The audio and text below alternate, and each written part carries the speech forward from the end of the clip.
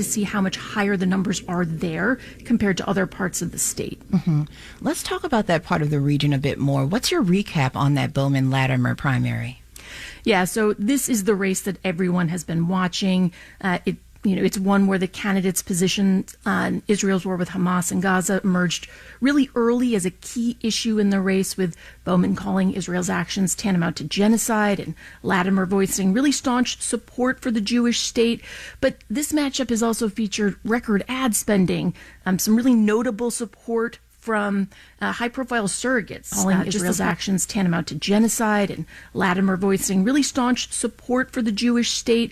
But this matchup has also featured record ad spending, some really notable support from high-profile surrogates. Just this past weekend, Representative Alexandria Ocasio-Cortez and Vermont Senator Bernie Sanders were out there rallying for Bowman.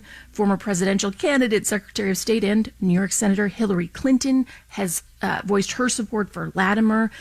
What I would really encourage our listeners to do is check out all the great coverage from our colleague Michelle Bocanegra, because this is definitely a race to watch, and she's got some great stories to prime you for it. And quickly, Bridget, what other races are on your radar tonight? So there's a borough-wide race in Queens for surrogate court judge, really interesting to watch. A handful of legislative races where incumbents face real stiff challengers. So we're going to keep an eye on all of those races, and we'll bring you results tomorrow. That's WNYC's Bridget Bergen. Bridget, thanks so much for your time, and happy primary day. Thank you. Support for WNYC comes from the Joyce Theater, presenting Tons Mains in the encore performance of Soul Chain by choreographer Sharon A.L., July 2nd through 7th. Tickets at joyce.org. They say the past is never dead.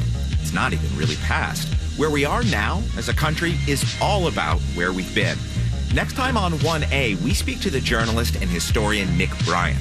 His new book, The Forever War, America's Unending Conflict with Itself, maps a path from the founding of America to the politics of today.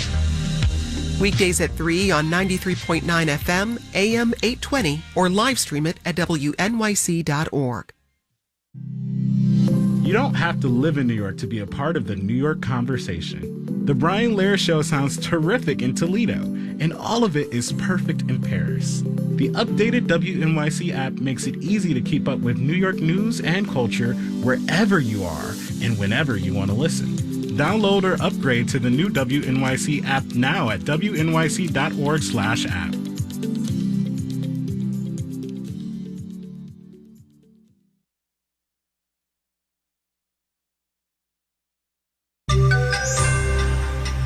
Where did all this reality TV come from?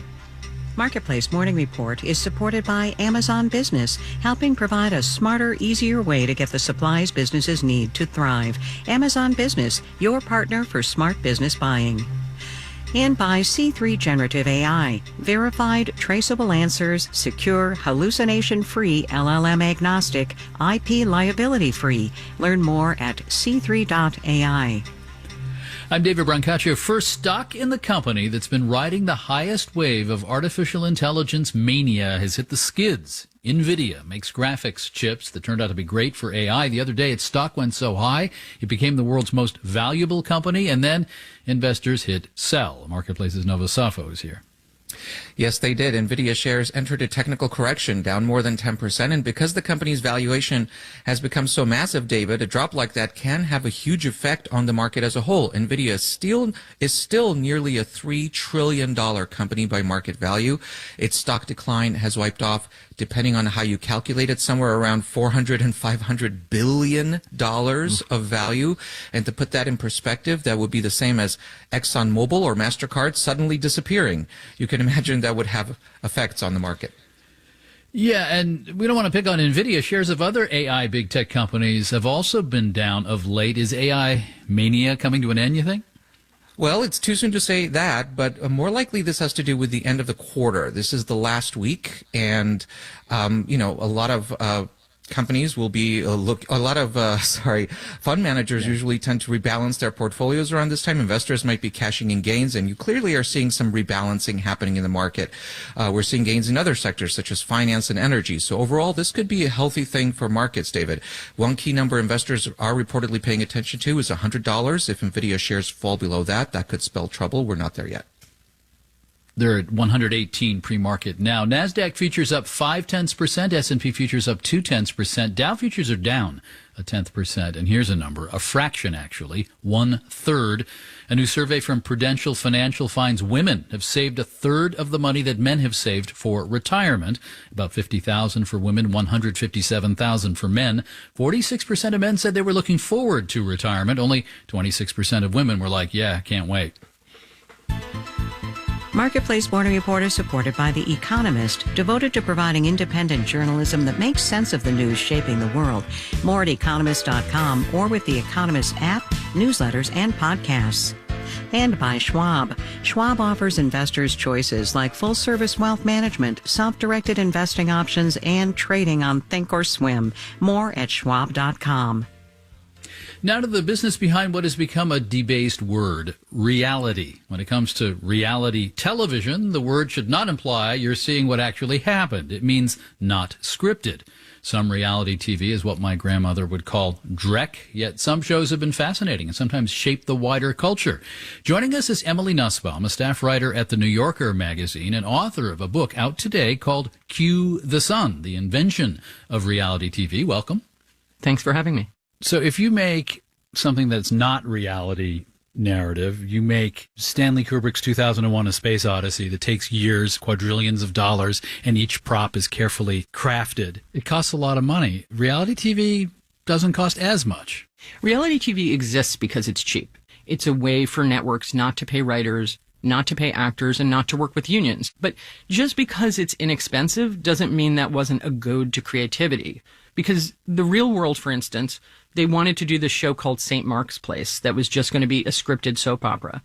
And what John Murray and Mary Ellis Bunham, who created that show, came up with was something really provocative. They put 7 strangers picked to live in a house to find out what happens when people stop being polite and start getting real. And they invented all of the aspects of modern reality, like the diverse cast, the confessional, all sorts of editing that's been incredibly influential. So I've always thought of early reality TV as simultaneously a very cruel budgetary tactic and a really provocative, almost punk set of artistic developments that ended up influencing all of the culture. I mean, the book does not set out to mock all of this, but do you actually like some of it? I wouldn't say the book is either a celebration of reality or a denunciation of it, but people who made those shows feel very different ways about them. Some of them feel very ashamed of their work, and some of them feel very proud of it, including some of the most manipulative parts of it. And actually, as one person who worked on The Apprentice said to me, you work just as hard on a show that you sell your soul for. So it's a moral conundrum that's baked into the production process. I mean, a moral conundrum, some of it probably falls into the category of dishonest. The audience probably thinks it's more real, but in fact, the reality is a lot of it's constructed.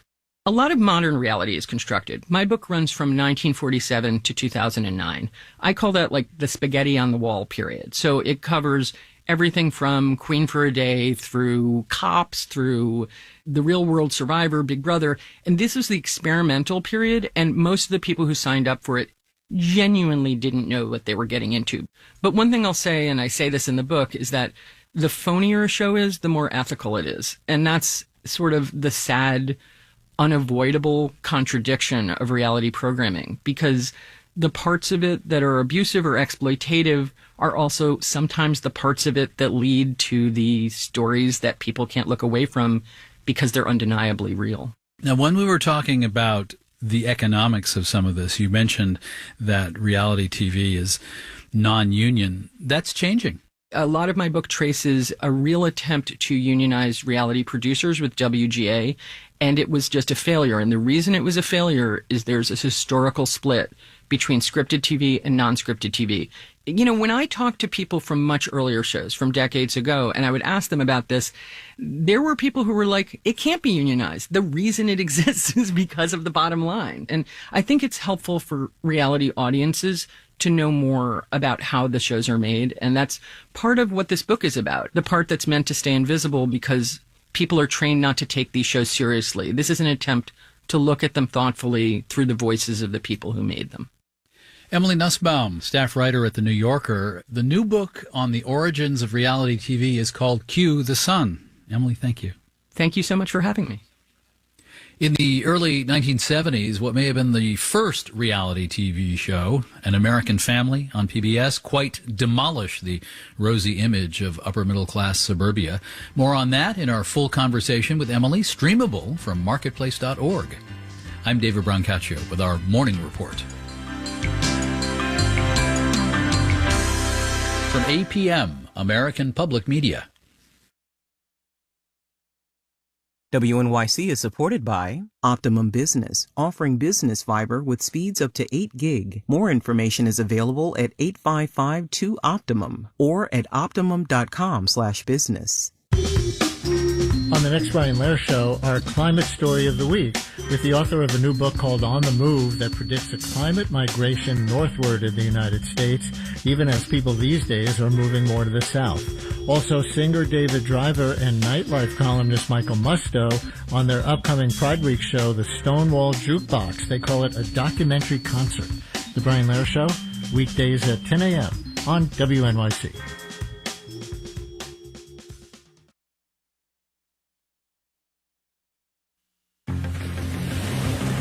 This is WNYC, FM, HD, and AM, New York.